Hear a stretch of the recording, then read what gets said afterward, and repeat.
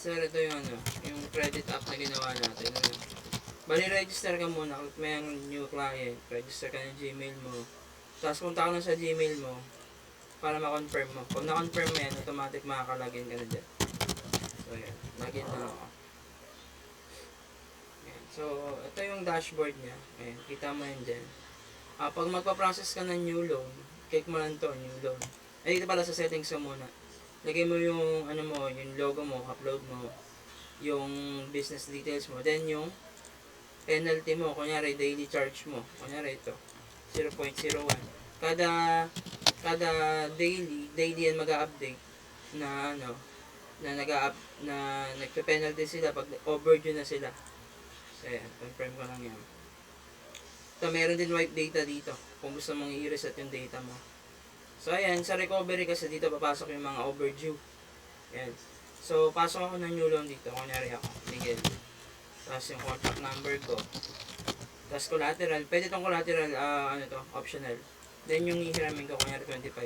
Dito sa months, pwedeng years, pwedeng months. Kunyari 12 months. Tapos ang payment niya, monthly, bi-weekly, weekly. Kayo na bahala pumili dyan.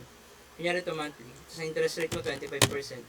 Then, pag nasa tablet nga, mas maganda sa tablet, pero pwede rin sa PC. Pwede silang pumirma dyan. Ayun, pumirma. Optional naman yan kung ayaw.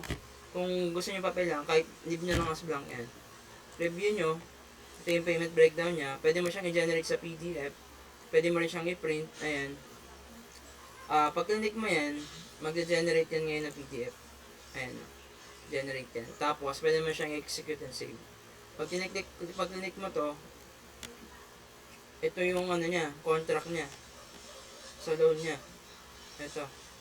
Ayan o. Then yung logo mo, yung business details mo, yung borrower name, ayan, kung may collateral ba siya, interest rate, ayan, total debt niya, tapos monthly yung payment niya. Then ito yung payment breakdown. Then ito yung perma niya. Ayan. Ganyan yung mangyayari. Tapos dito, pag bumalik ka dito sa ledger, kikita mo yung mga installment niya. Ayan. Pwede mo rin siyang i-print ulit or i-generate. Ngayon, pag magpe-payment siya, click mo yung payment, search mo lang yung pangalan niya dito. Kunyari ito, si Miguel. Then ito, click mo yung payment niya. Kunyari, nagbabayad siya dito. Sa first installment niya. Pero yung due date pa naman yun, ano, may due date naman yun. Ayan, nakalagay ito.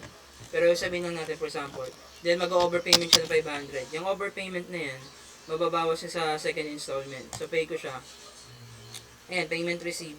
Pwede mo siyang i-export as yung ano niya, tawag dito, receipt niya na nagbayad siya. Kung miniman siya, ayan, pwede mo siyang i-print. Kung may printer ka, ayan, lalabas yan dito. Ayan, print yan dyan. Pwede mo siyang i-print din. Tapos, return mo, pag click mo yan, ayan, payment, pag sa payment history, pag click mo yan, makikita mo yung details. Ayan, paid na siya dito, then may nabawasan dito kasi nga nag-overpayment siya. Makikita mo din yan sa ledger. Ayan, kita yan dyan. Ayan, sa dashboard, yung ano mo, yung chart lang to, kung ano, yung mga na tinubo mo na, yung tutubuhin mo, yung at risk dahil di pa bayad, yun yun. Number ng clients mo, nandyan. Then, pag click mo ito, export CSV, meron niyang, katulad nung sinend nyo sa akin na ano, na format sa Excel, ayan. So, adjust mo lang yan para makita mo yung details, ayan. Naka-export na yan automatic. Ayan, kita mo yan dyan lahat. Ayan. Ayan, latest collection kasama din. Ayan, kagaya nito, today tayo nag-collect. Ayan. Ayan, kikita mo po yan dyan. Ayan. Ayan, so ayun na, pwede mo siya export sa PDF, ganun. Pag recovery, sir, mangyayari niyan, pag overdue na, meron dun, magkakaroon ng button dito na tatawagan mo. Pwede mo siyang tawagan or pwede mo siyang i-text. Pag click mo yung text, magte-text sa kanila yun na may warning na tawag dito, mag-aano na siya, magpe-penalty na siya. May ganun ako nilagay dito. Pero lalabas lang yung kasi dito pag may mga overdue na. Ayan. Ayun lang naman, ayun lang yung mga nandito sa ngayon. Check nyo muna to, sir.